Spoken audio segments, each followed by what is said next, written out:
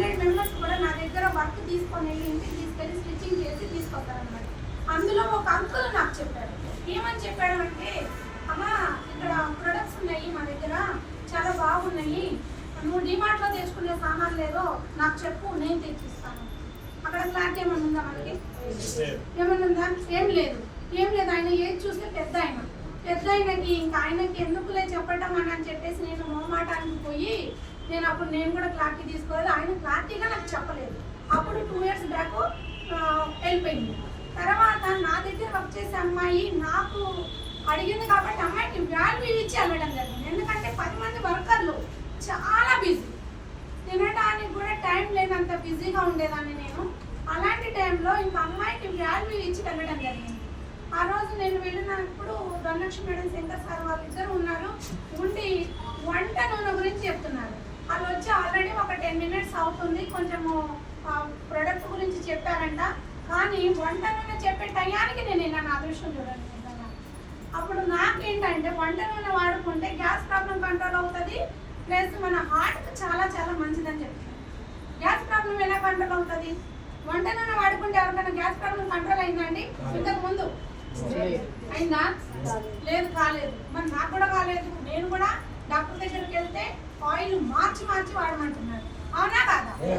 మరి నాకు కూడా అదే చెప్పారు. నేను కూడా ఎన్నిసార్లు మార్చినా కూడా నాకు గ్యాస్ ప్రాబ్లం కంట్రోల్ అవుతుంది. ఎందుకంటే నా స్టిచ్చింగ్ ఫీల్డ్ తినడం, కూర్చోవడం, స్టిచ్ చేయడం, అంతేనా? ఇంకా ఉంటుందా? అంతే కదా. ఇంకా అలా కూర్చోవడం ద్వారా నాకు హెవీ గ్యాస్ ప్రాబ్లం అనేది అయిపోయింది. ఇంకా రోజు ట్యాబ్లెట్ వేసుకుంటేనే పడుకునే పరిస్థితి, లేకపోతే చాలా కష్టం. వాకింగ్ చేయాల్సింది అటు ఇటు. అలాంటి పరిస్థితుల్లో సార్ వచ్చేసి కుకింగ్ ఆయిల్ గురించి చెప్తున్నారు. ఇవి వాడుకుంటే మనకి గ్యాస్ ప్రాబ్లం కంట్రోల్ అవుతుంది. ఎలా అవుతుంది సార్ నేను అడిగాను. సార్ ట్యాబ్లెట్ వేసుకుంటే తక్కువ అవుతుంది, లేకపోతే ఇనో తాగితే తక్కువ అవుతుంది, కానీ వంట నూనెతో ఎలా తక్కువ అవుతుంది సార్ అని అడిగితే, అమ్మ బయట వాడుతున్న కుకింగ్ ఆయిల్లో చాలా కల్తీ కెమికల్ అనేది కలుస్తుంది, దాని ద్వారా మన డైజెషన్ అనేది కరెక్ట్గా లేక గ్యాస్ ప్రాబ్లం అనేది వస్తుంది. మన దాంట్లో న్యాచురల్గా బియ్యం మీద తోటి బియ్యం మీద అరకొట్టు ఉంటుంది కదా, దాంతో తయారవుతుందమ్మా. ఇది వాడుకోవడం ద్వారా మనకి డైజెషన్ అనేది కరెక్ట్గా ఉంటే గ్యాస్ ప్రాబ్లం రావట్లేదు, అవునా కాదా? డైజెషన్ కరెక్ట్గా ఉంటే గ్యాస్ ప్రాబ్లం ఉండదు. డైజెషన్ కరెక్ట్గా లేకపోతేనే గ్యాస్ ప్రాబ్లం ఉంటుంది. ఇప్పుడు ఎవరైనా సరే ఒక కుకింగ్ ఆయిల్ చూపించి తీసుకోండి, మీకు చాలా మంచిది అంటే తీసుకుంటామా?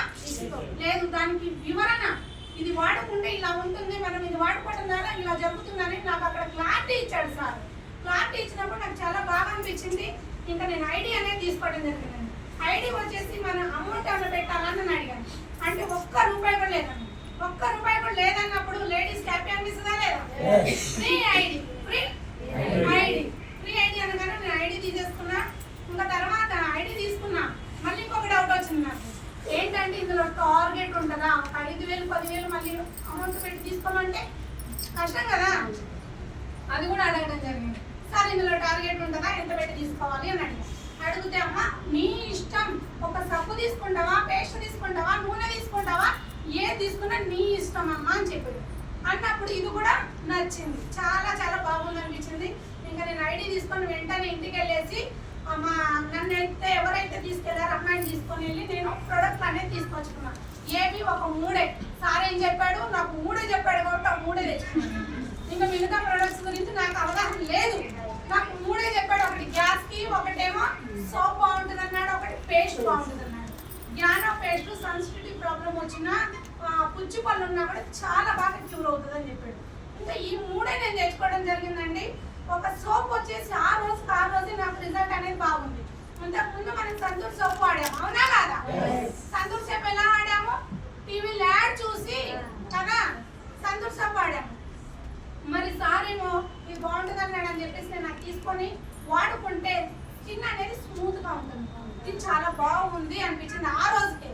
ఇంకొకటి వచ్చేసి మన పేస్ట్ వచ్చేసి ఒక 3 4 5 గంటలు ఏం మాట్లాడకుండా, ఏం తినకుండా అలానే కూర్చుంటే మన నోరు ఒక స్మెల్ వస్తుందా రాదా? మాట్లాడాలి అందరూ.